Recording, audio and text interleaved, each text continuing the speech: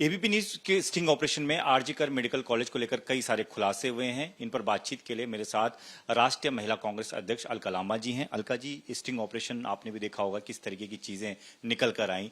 एक पोस्टमार्टम होता है, उस पोस्टमार्टम के दौरान कई नेता, कई अधिकारी, एक वकील तक अंदर होता है और बाद में कह दिया जाता है कि सुसाइड किया गया है। जो प्रिंसिपल हैं उन पर ये जो वहाँ के स्टूडेंट्स हैं वो आरोप लगा रहे हैं कि वो मनमाना रवैया अपनाते थे। जो उनके खिलाफ बोलता था उन्हें हटाया जाता था या उनके सस्पेंड कर दिया जाता था। क्या कहेंगे आप पूरे स्टिंग ऑपरेशन? देखिए, मैं यही कहूंगी, आप स्टिंग कह रहे हैं, मैं इसे खोजी पत्रकारिता कहती हूँ।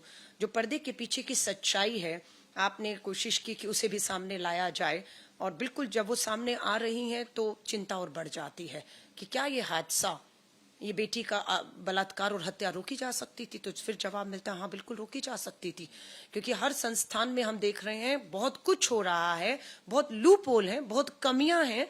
उनको अगर समय रहते कार्रवाई करके उसे दुरुस्त किया जाए तो बड़े से बड़ा अपराध जो है वो रोका जा सकता है। और मैं ये दिखा रही हूँ कि आपने अगर स्टिंग किया है आरजी कर के जो पोस्टमार्टम के अंदर आपने कहा इतने लोगों का होने का सबसे बड़ा सवाल मतलब ही क्या था, है ना? और इस तरह की जो बातें आ रही हैं, स्वाभाविक है, मुझे अब समझ नहीं आ रहा ये मामले को ताकत देने का काम करेंगे कि बहुत चीजें अब आ रही हैं सामने। हर एक का एक रोल था, चाहे वो चाहे अनचाहे था, चाहकर अनचाहकर था, जाने अनजाने में था, पर उसने इतने बड़े घटनाक्रम में जो है मैं कहूंगी आग में घी डालने का काम किया है। उस आग को शांत करने का काम नहीं किया जा रहा है। दो घटनाएं बड़ी चर्चा में, महाराष्ट्र के थाने के बदलापुर की घटना हो या आपके कलकत्ता के आरजी कर कॉलेज में ये घटना हो, 3 साल की बच्ची हो या पढ़ी लिखी डॉक्टर बेटी हो, दोनों के साथ गलत काम, जघन्य अपराध होता है। और दोनों एक शिक्षण संस्थान है और एक हमारा अस्पताल है। तो इस तरह की घटनाएं कहीं ना कहीं मुझे लगता है सिस्टम फेल्योर है, सिस्टम हल्के में ले रहा है और अपराध जघन्य हो रहे हैं और जा रहे हैं। तो मुझे लगता है कि बिल्कुल आपका ये जो स्टिंग है उसने एक बहुत बड़ा सवालिया निशान जो है वो पूरे सिस्टम पे खड़ा कर दिया है। और मैं बस अब यही उम्मीद कर सकती हूँ कि सीबीआई को जांच सौंप दी गई है और सीबीआई इस जांच को अब बिना समय गवाए, बिना उम्मीद है कोई उनके ऊपर राजनीतिक दबाव, क्योंकि माफी चाहूंगी कहीं ना कहीं ईडी, सीबीआई, इनकम टैक्स, इन सब पुलिस के ऊपर भी कहा जाता है दबाव है, इसीलिए लगा कि कलकत्ता पुलिस के ऊपर दबाव है, सीबीआई को सौंप दी जाए। सेम मांग उठ रही है बदलापुर में कि वहां पर भी पुलिस और सरकार बचाने की कोशिश कर रही है, सीबीआई को सौंप। लेकिन सीबीआई पे भी जब बात आती है, इनकम टैक्स, ईडी, तो हम कहते हैं उन पे भी दबाव है। सबसे बड़ी बात है कि संवैधानिक संस्थाओं पर अब एक बड़ी उम्मीद, सवाल और चुनौती उनके सामने है कि वो किस तरह से बिना दबाव, निष्पक्षता के, बिना समय गवाए न्याय जो है वो पीड़िता को दिलाएं और दोषियों को फांसी के तख्तों पर कैसे पहुंचाएं। अब ये हमारे सामने सबसे बड़ा सवाल है और उम्मीद करते हैं जो चीजें आपके स्टिंग में आई हैं उसे भी कहीं ना कहीं इस पूरी जांच में कंसिडर किया जाएगा। एक सवाल ये भी है कि सबसे ज्यादा सवाल उठ रहे थे प्रिंसिपल को लेकर, संदीप घोष को लेकर। इस स्टिंग ऑपरेशन में भी कई सारी चीजें निकल कर आई हैं। कुछ छात्रों ने बताया कि वो उसकी मनमानी होती थी, जो उनके खिलाफ बोलता था उनको निकाल दिया जाता था, सस्पेंड कर दिया जाता था।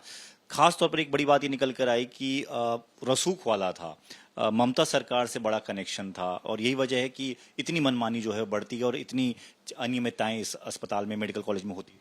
मैं फिर आपसे कह रही हूँ, प्रिंसिपल की कोई दो राय नहीं, बदलापुर की प्रिंसिपल हो या यहाँ का आरजी कर का प्रिंसिपल की पूरी जिम्मेदारी बनती थी।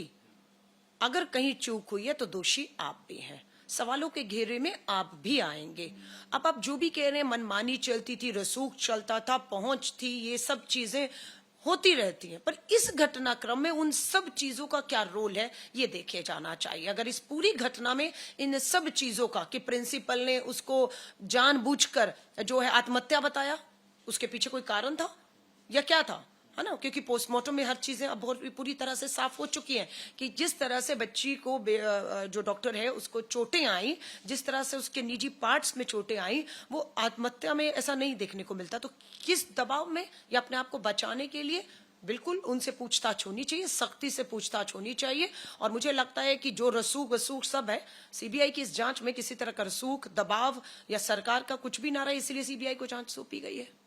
राजनीति भी खूब हो रही है इस मामले को लेकर। आप देख रहे हैं कि बीजेपी सूबे की सरकार पर आरोप लगा रही है, सूबे की सरकार कह रही है कि एक माहौल बनाया जा रहा है।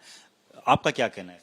मैं फिर कहूंगी, सबसे बड़ा सवाल महिला सुरक्षा राजनीतिक मुद्दा है या नहीं। जब देश के प्रधानमंत्री हर 15 अगस्त को लाल किले की प्राचीर पे खड़े होकर बेटी बचाओ, बेटी बचाओ, बेटी पढ़ाओ का नारा दें, और फिर वही प्रधानमंत्री बेटियों के बलात्कारी यौन उत्पीड़न को कुलदीप सिंह सेंगर, ब्रजभूषण शरण, हरियाणा का पूर्व मंत्री संदीप सिंह, आपका अभी हिमाचल में हंसराज विधायक पे गंभीर यौन उत्पीड़न के मामले दर्ज हुए। सो ये सारे कितने, आप जब बाबाओं को पैरोल पर छोड़ते हैं जिन पे बलात्कार हत्या के मामले है सिर्फ वोट के लिए, आप गुजरात में बलात्कारियों को छोड़ते हैं और उसके बाद उन्हें लड्डू खिलाते हैं, हार डालते हैं, उनसे प्रचार प्रसार कराते हैं। तो जब ये सब होगा तो राजनीति मुद्दा महिला सुरक्षा था, है, रहेगा, और जो संरक्षण देगा, खोखले नारे देगा, अपनी कथनी और करनी का अंतर होगा, वो घेरे में आएगा। उसको लेकर आंदोलन भी होंगे, प्रदर्शन भी होंगे। निर्भया में हमारा कोई नेता शामिल नहीं था, ना हमारी सरकार ने बचाने का काम किया, पर निर्भया आंदोलन में पूरे देश ने हमारी सरकार, केंद्र और दिल्ली की शीला दीक्षित सरकार को कटघरे में खड़ा किया और हमें उसका खामियाजा भी भुगतना पड़ा। क्यों? क्योंकि हम शामिल नहीं थे अपराध में, ना हमारा संरक्षण प्राप्त था, पर कहीं ना कहीं लोगों ने ये सोचा कि आप महिलाओं को, बेटियों को सुरक्षा देने में राजधानी में फेल हो रहे हैं। उसका खामियाजा हमें सत्ता से बाहर होकर करना पड़ा। आज अगर हम इनसे सवाल करें तो वो राजनीति है। उस समय क्या था? सो महिला जहां जहां सुरक्षित होगी, महिला कांग्रेस की राष्ट्रीय अध्यक्ष हूं, चाहे मेरी सरकार हो, कांग्रेस की चाहे किसी की सरकार हो, बेटियों के साथ अपराध होगा तो अपराधियों को सजा मिले, बेटियों को न्याय मिले। इन दो मकसद के साथ हम पूरा घेराव करेंगे सरकारों का और उन्हें मजबूर करेंगे और इस्तीफे इनके लेंगे। तो अलकलामा जी सीधे तौर पर ये कह रही हैं कि एबीपी न्यूज के स्टिंग ऑपरेशन की उन्होंने सराहना की, कहा कि इसको भी जांच में शामिल किया जाना चाहिए और जहां जहां भी महिलाओं के खिलाफ अपराध होंगे वहां पर महिला कांग्रेस की पूरी टीम जो है वो मौजूद रहेगी। कैमरामैन राजेश कुमार के साथ Deepak Singh Rawat, ABP News, Delhi. For exclusive and insightful videos, subscribe to our new channel ABP Live Premium.